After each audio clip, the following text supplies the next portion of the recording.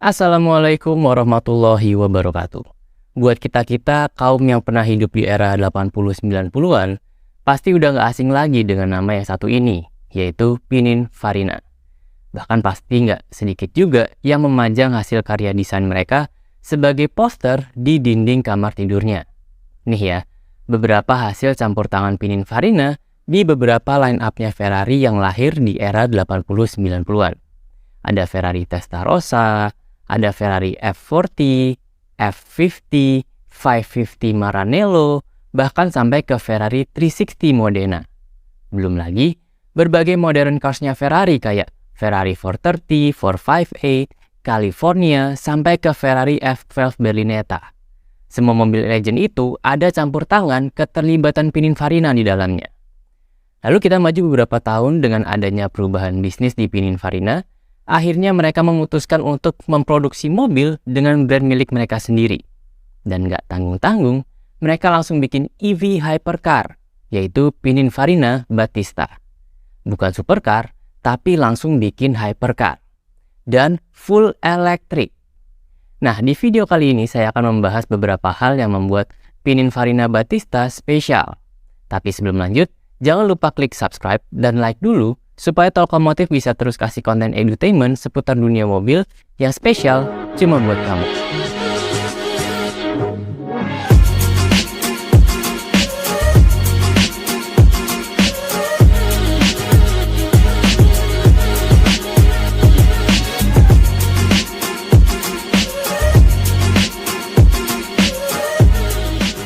Orang dulu kalau dengar nama Pininfarina, pasti kebayangnya justru merek-merek lain kayak Ferrari, Maserati, bahkan Hyundai. Kita taunya dari emblemnya Pininfarina yang biasanya nempel di berbagai mobil buatan merek-merek yang tadi saya sebut. Jadi memang Pininfarina itu merek coach build alias semacam perusahaan karoseri. Mereka bikin bodi mobil sesuai desain mereka, tapi sasis, mesin, dan jeroan lainnya berasal dari punyanya brand mobil yang bersangkutan. Makanya belum pernah ada mobil yang diproduksi atas nama brand Pininfarina sendiri. Nah, mulai dari 2015 semuanya berubah. Di tahun tersebut, grup Mahindra dari India mengakuisisi Pininfarina dan langsung mendirikan satu divisi baru, yaitu Automobili Pininfarina. Divisi ini bertugas untuk mendesain dan merakit mobil dengan brand Pininfarina. Bukan lagi Ferrari, Alfa Romeo, atau Maserati. Dan hasilnya, sebuah mobil fenomenal yang akan kita bahas sekarang.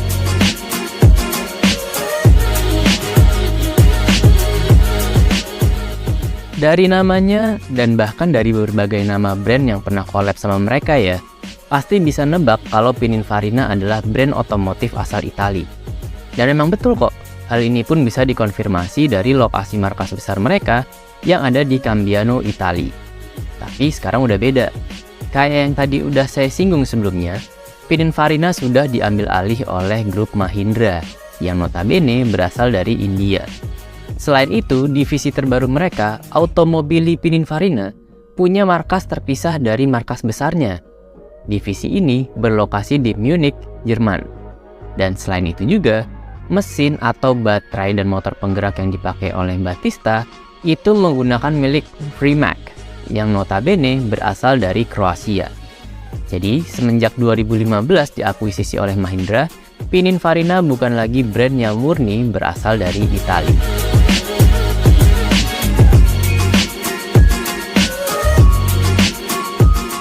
Berhubung sejarahnya Pininfarina itu lebih ke desain dan coach build, makanya pas bikin mobil pertamanya, Pininfarina nggak punya prinsip atau idealisme yang harus dijaga.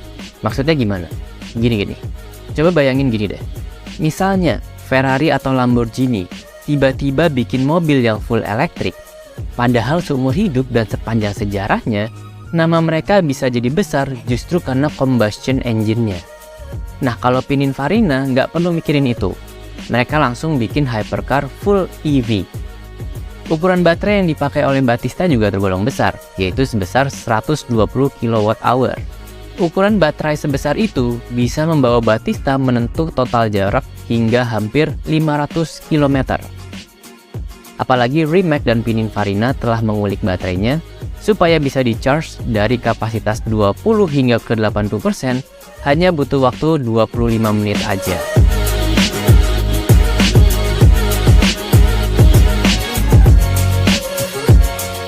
Walaupun Pininfarina terhitung sebagai pemain baru di segmen hypercar, tapi cara mereka meracik mobilnya juga nggak sembarangan. Mereka mau membuat hypercar-nya nggak sekedar dominan di akselerasinya, tapi juga jago buat bermanuver. Dari awal Pininfarina meracik Battista, mereka langsung merekrut ex-driver Formula One, sekaligus driver di ajang Le Mans, yaitu Nick Heidfeld. Buat Pininfarina, Nick mungkin orang baru, tapi buat Mahindra, mereka udah pernah kerja bareng sebelumnya. Tepatnya, Nick merupakan development driver untuk tim Mahindra Racing Formula E. Jadi bisa dibayangin kan, dengan experience-nya Nick Heidfeld yang udah malang melintang di berbagai ajang motorsport, pasti bakalan bantu banget buat bikin handling dan manuvernya Pininfarina Battista jadi makin ciamik dan nggak bisa dipandang sebelah mata.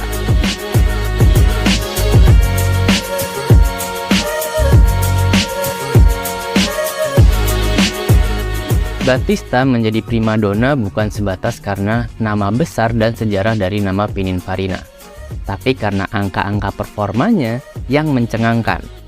Secara total, Battista menggunakan 4 buah motor listrik. Penggerak elektrik yang digunakan oleh Battista bisa menghasilkan total output tenaga hingga 1900 horsepower, yang masing-masing motor listrik di keempat rodanya bisa menghasilkan tenaga sebesar 475 horsepower.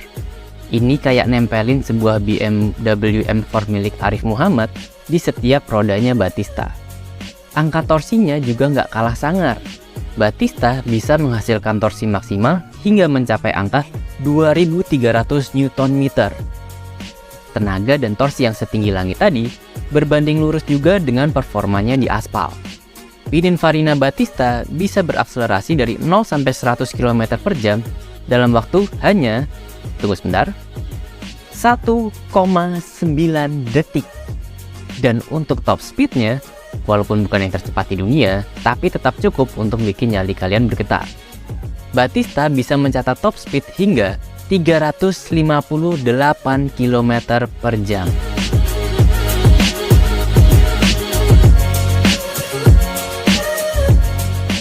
Satu hal lain yang membuat Battista spesial selain performanya adalah ia dibuat dalam jumlah yang terbatas. Pininfarina mengatakan bahwa mereka hanya akan memproduksi Battista sebanyak 150 unit saja. Dengan jumlah yang cuma ratusan, jelas Battista masuk ke dalam jajaran elite hypercar. Tapi andai kalian masih merasa jumlah tersebut masih terlalu banyak, masih terasa kurang eksklusif, kalian bisa pilih versi Anniversario, sebuah versi untuk merayakan anniversary Pininfarina yang ke-90 tahun. Versi Anniversario ini dibuat hanya sebanyak 5 unit saja. Jumlah ini membuatnya jadi salah satu mobil paling eksklusif yang pernah diproduksi.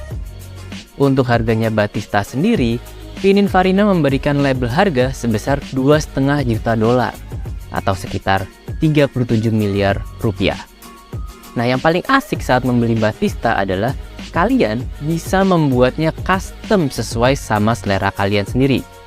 Dengan begitu banyaknya dan mendetailnya komponen yang bisa kalian customize, Battista menyediakan sebanyak 128 juta kemungkinan di interiornya dan sebanyak 13,9 kuantiliun kemungkinan untuk eksteriornya. Bahkan saya baru tahu ada satuan yang bernama kuantiliun. Nah, dengan jumlah produksinya yang cuma 150 unit dan dengan begitu banyaknya jumlah kemungkinan kustomisasinya, sudah pasti Battista yang kalian pesan nggak mungkin sama dengan milik orang lain. Nah, itulah tadi beberapa hal menarik tentang Pininfarina Battista, sebuah hypercar elektrik dari sebuah perusahaan yang sebelumnya cuma jadi pemain kunci di belakang layar berbagai brand mobil terkemuka dunia. Oke, sebagai penutup, terima kasih sudah menonton video ini sampai habis.